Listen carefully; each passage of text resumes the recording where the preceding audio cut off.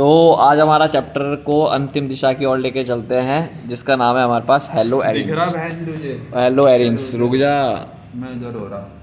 Hello arenes, इधर आ जाओ, कोई दिक्कत तुझे दिख नहीं, रहा? सेट कर लो, एडजस्ट कर लो। इधर आ जा, देख लूंगा। इधर आ जाना, बैठ जा।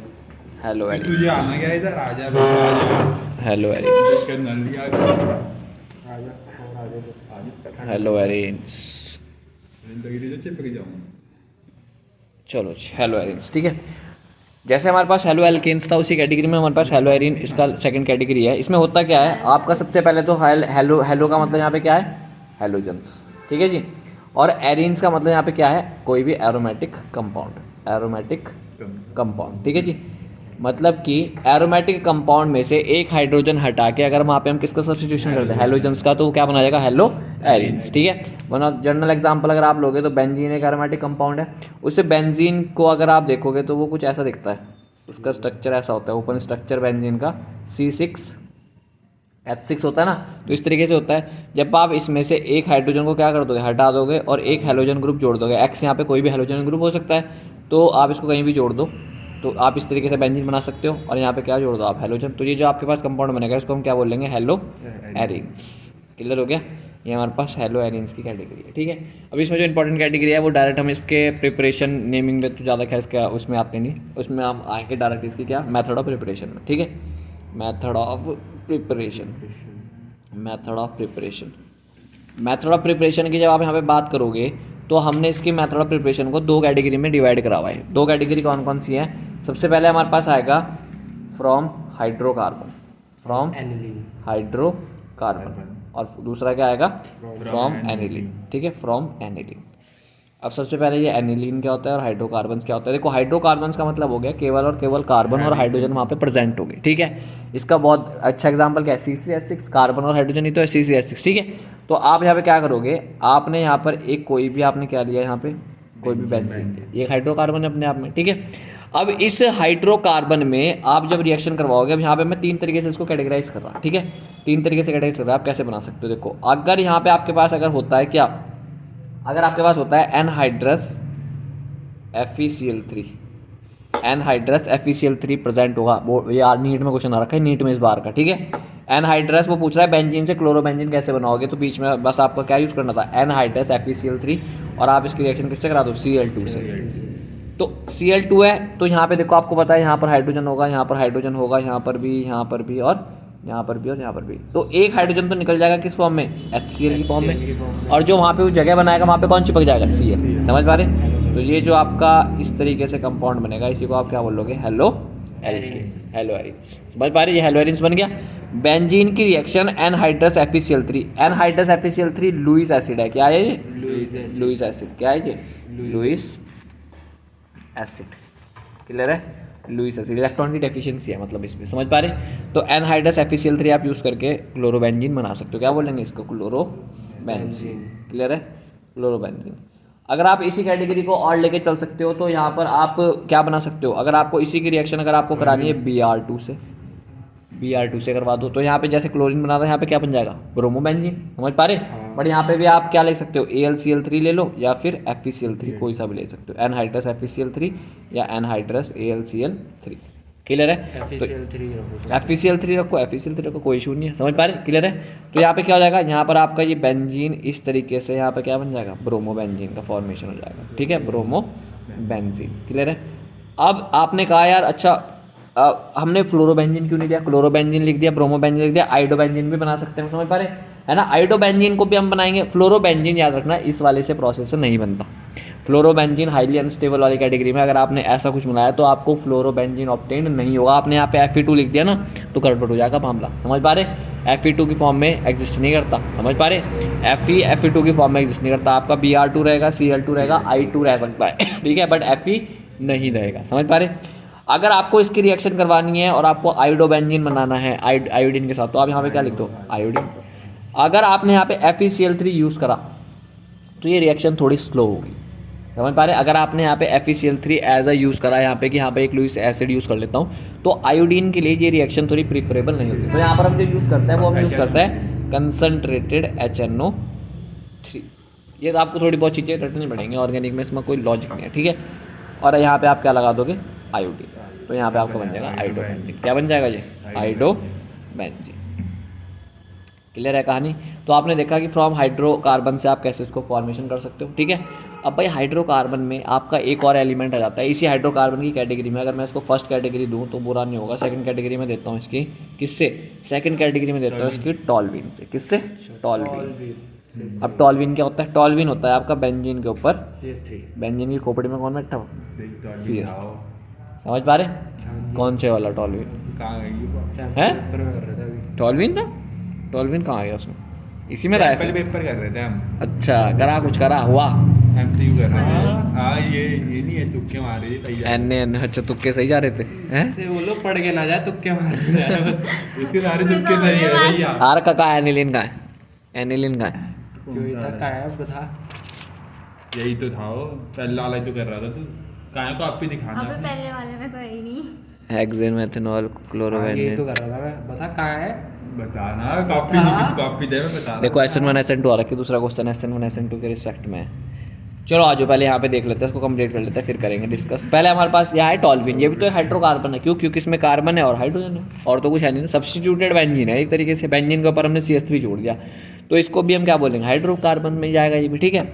अब याद रखना इसकी कहानी थोड़ी सी खतरनाक सी हो जाती है। एक मिनट भैया, पहले इनसे क्वेश्चन कैसे पुट अप होता है। इससे क्वेश्चन डायरेक्ट आएगा कि आप बेंजीन से क्लोरोबेंजीन कैसे बनाओगे, बना दो डायरेक्ट, यस यस हाँ।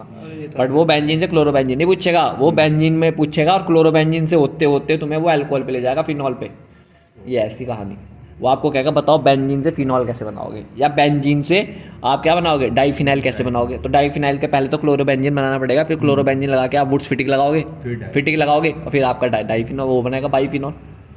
डाई क्या बोल रहा था हमने, डाईफिनाइल या बाईफिनाइल बोलते हैं। कल हमने बात करी थी ना वुड्स फिटिक की और फिटिक की, तो फिटिक रिएक्शन में नहीं था, फिटिक रिएक्शन की कल हमने बात करी थी, ठीक है। अब ये टॉल्यूइन है, अब टॉल्यूइन से पूछता है वो कि बताओ टॉल्यूइन से क्या बनाओगे, तो टॉल्यूइन से क्या बनाओगे तो यहीं से पता चलेगा अब क्या बनाओगे। अगर याद तो ठीक है, नहीं पता है तो हवा में गया सारा। समझ पा रहे, अब जरा समझो जरा। तो जो आपका टॉल्यूइन है, जब आप टॉल्यूइन की बात करोगे तो याद रखना यहाँ पर जब आप रिएक्शन करवाओगे किसी की भी Cl2 Br2 I2 किसी की भी रिएक्शन करवाओगे ना, तो आपको यहाँ पर एक चीज़ पता होनी चाहिए। वो क्या, हम इसको पहले नोट में समझ लेते हैं वो चीज़ क्या होती है, समझो जरा। देखो अगर मैं यहाँ पर इस बेंजीन के ऊपर एक चीज़ लिख रहा है जिसको मैं बोल रहा जी मतलब एनी ग्रुप, ठीक है।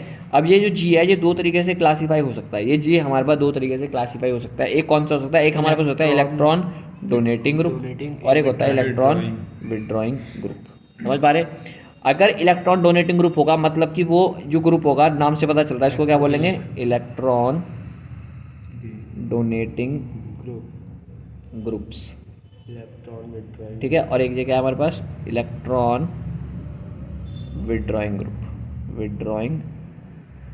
ग्रुप, ठीक है जी। दो कैटेगरी है हमारे पास। अब समझो जरा, इलेक्ट्रॉन डोनेटिंग ग्रुप, भाई इलेक्ट्रॉन को डोनेट करना, ऐसा तो कुछ है इसका मतलब, इलेक्ट्रॉन डोनेट करने वाला। तो वो जो ग्रुप होगा वो इलेक्ट्रॉन डोनेट किसको करेगा, इस रिंग को इलेक्ट्रॉन डोनेट करेगा, मतलब कि इस कार्बन पे क्या करेगा, वो इलेक्ट्रॉन की डेंसिटी इंक्रीज करेगा। समझ पा रहे। और अगर आप इसकी बात करोगे इलेक्ट्रॉन विड्रॉइंग की, तो ये इस रिंग में से इलेक्ट्रॉन को खींचना स्टार्ट करेगा। समझ पा रहे।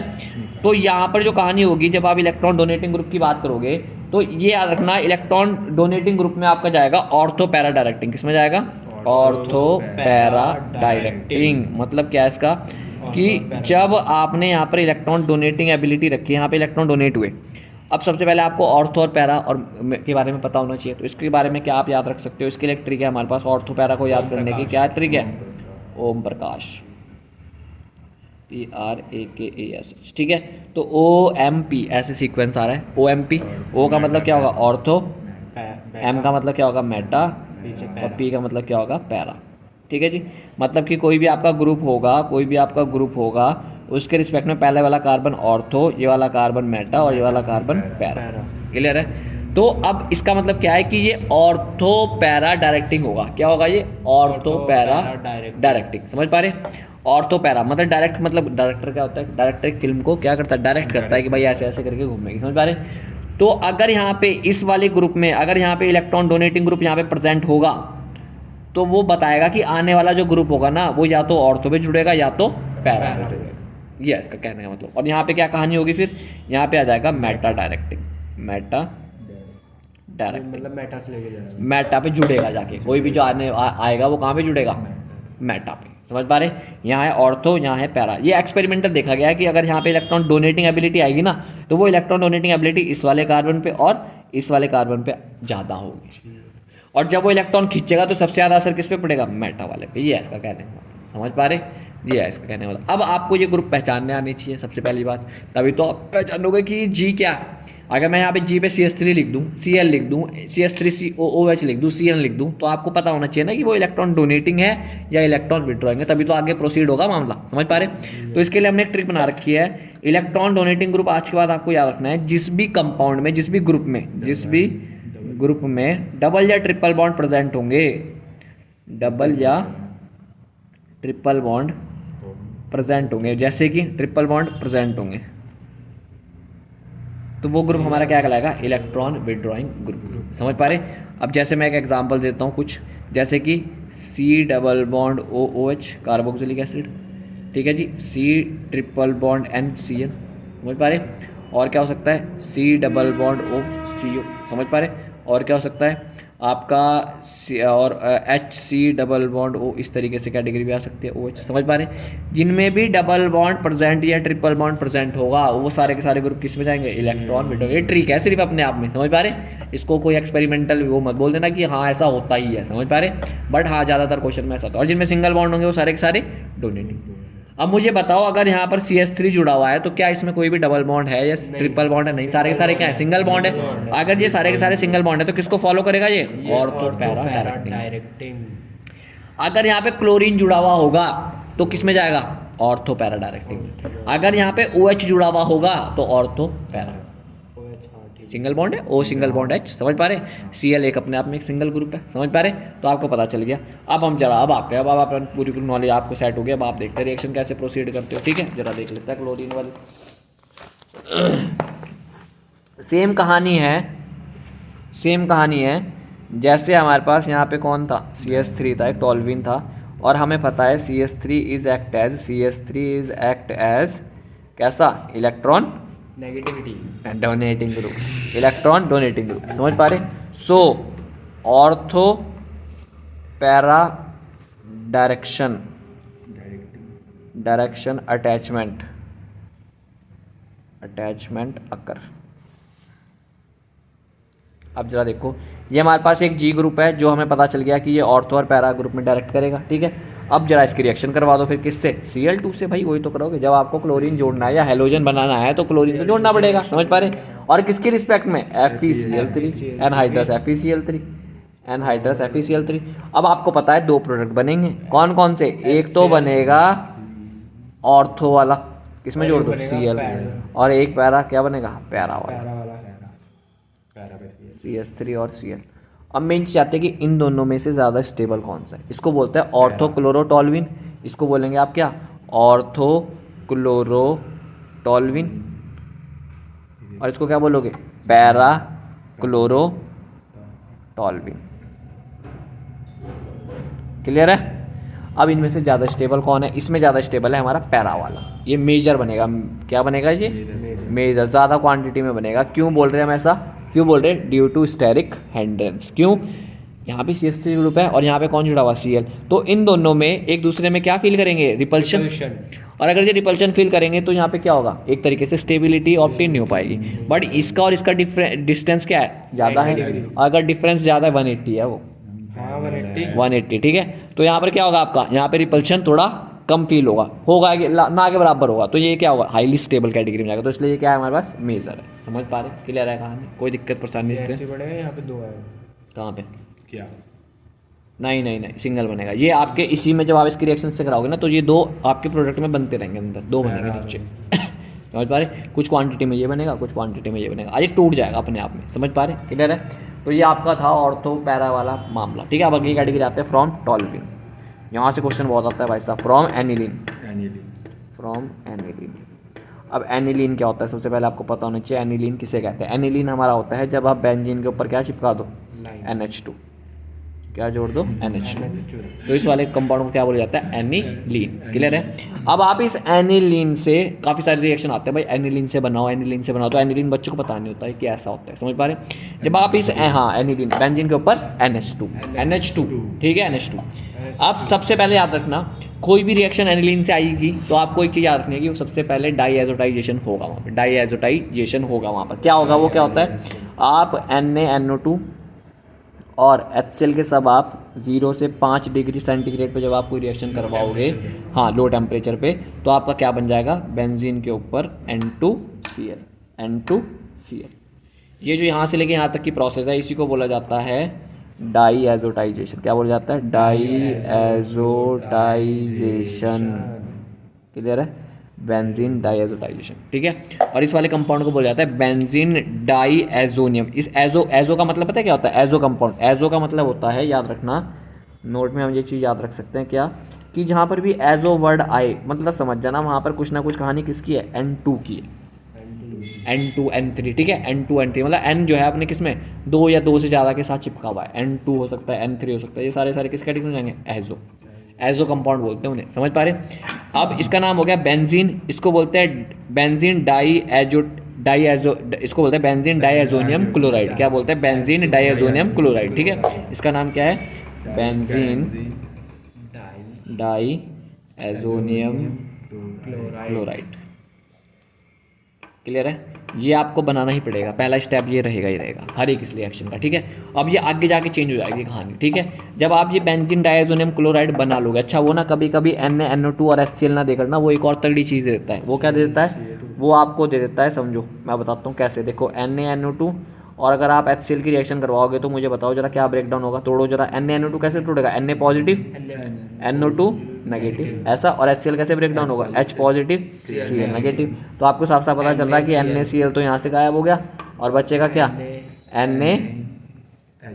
Na कहाँ, HNO2 बचेगा ना, HNO2 ये चिपक गया आपस में और HCl माइनस हो गया, प्लस HCl बचेगा, NaCl बचेगा ऐसे।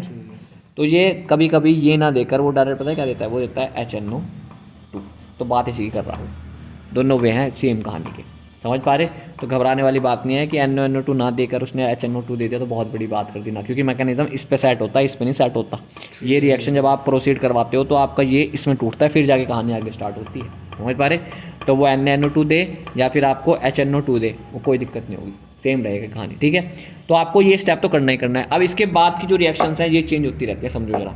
इसको मैं कुछ आपको 3 तरीके से कैटेगराइज करके दिखा रहा हूँ, 1 2 3। सबसे पहली रिएक्शन हमारे पास आएगी इसमें, जब आप इसकी रिएक्शन करवाओगे Cu2X2 और HCl से, Cu2X2 और HCl से। तो यहाँ पे जो आपका रिएक्शन बनेगी, यहाँ पर आपका क्या बन जाएगा, यहाँ पे आपका बन जाएगा X। यहाँ पर X क्या होगा, यहाँ पर क्लोरीन हो सकता है, ब्रोमीन हो सकता है, बस समझ पा रहे। हाँ क्लोरीन ब्रोमीन, फ्लोरीन तो बनता ही नहीं, फ्लोरीन के लिए स्पेसिफिक मेथड है। और ये जो यहाँ से लेके ये जो रिएक्शन आई है ऐसे करके यूँ, इस वाले रिएक्शन को बोल जाता है हमारे पास सैंड मेयर रिएक्शन। क्या बोल जाता है, sand mayor reaction, sand mayor reaction. बताओ ये क्लियर है, ये इंपॉर्टेंट रिएक्शन है, अपने आप में नेमिंग में बहुत बार आती है। सैंड मेयर रिएक्शन बताओ, यहाँ से शुरू करनी है, यहाँ पहुँचोगे, यहाँ से यहाँ, फिर यहाँ से यहाँ। Cu2X2 यहाँ पे यूज़ किया जाता है, कहने का मतलब ये है, ठीक है। अगर आप इसी रिएक्शन में आप यूज़ करोगे HbF4 और आप रिएक्शन को क्या करोगे, गर्म करोगे, तो यहाँ पर जो आपका प्रोडक्ट ऑब्टेन होगा, ये यहाँ पर याद रखना, ये स्पेसिफिकली है किसके लिए, फ्लोरीन के लिए। ये फ्लोरीन बनाता है, इकलौती मेथड है ये, समझ पा रहे। फ्लोरोबेंजीन क्या बनाता है ये, फ्लोरोबेंजीन, फिक्स है यहाँ पर फ्लोरोबेंजीन। और इस वाली रिएक्शन को बोला जाता है Boltzmann reaction, Boltzmann reaction. HbF4 ये पूछा जाता है कि बताओ इसमें वो क्या होगा, हमारे पास केमिकल कंपाउंड्स क्या यूज़ करेंगे इसमें, HbF4, समझ पा रहे। तो HbF4 में हमारा फ्लोरीन आ रहा, तो अटैचमेंट में भी फ्लोरीन आ रहा, तो इस वाली रिएक्शन को क्या बोलेंगे, बोल्ट्जमैन रिएक्शन। क्लियर है कहानी।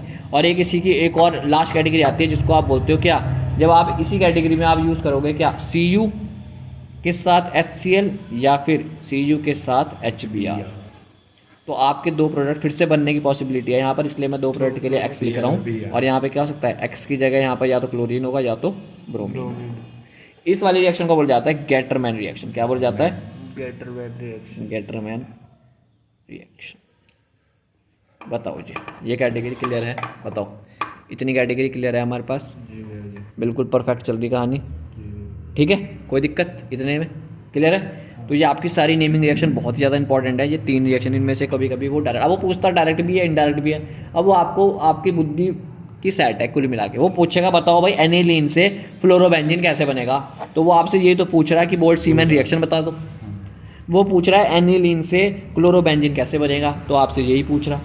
वो कहेगा बताओ एनिलीन से आपका गैटरमैन नहीं, आपको पूछेगा कि बताओ क्लोरोबेंजीन, आप दोनों में से बना सकते हो कोई सी भी। समझ पा रहे? और स्पेसिफिकली नाम से ही पूछता है वो कि बताओ सैंड में रिएक्शन क्या होती है, यहाँ से लिखना स्टार्ट करना पड़ेगा यहाँ तक। पूछेगा बोल्ट्समैन क्या है, यहाँ से लेके यहाँ तक। और आपको अगर पूछता है गैटरमैन क्या है तो यहाँ से। कभी कभी तो इतने से पूछ लेता है वो डाइएज़ोटाइजेशन क्या होती है, तो ये है डाइएज़ोटाइजेशन। ये डाई ही है रियलिटी में, जो आप बालों में डाई लगाते हो ना वो यही है। बोलते हैं ना उसमें अमोनिया है, अमोनिया बिना अमोनिया के तो डाई नहीं बन सकती, क्योंकि कंपाउंड में अमोनिया तो बेचारा बैठेगा NH2। क्लियर है? तो ये आपकी कहानी है फ्रॉम एनिलीन से। प्रिपरेशन ऑफ आपका कंप्लीट हो गया। दो पार्ट में है, बट दो पार्ट बहुत इंपॉर्टेंट है हमने। ठीक है? क्लियर है? क्लियर है? तो हमारी प्रिपरेशन कंप्लीट हो।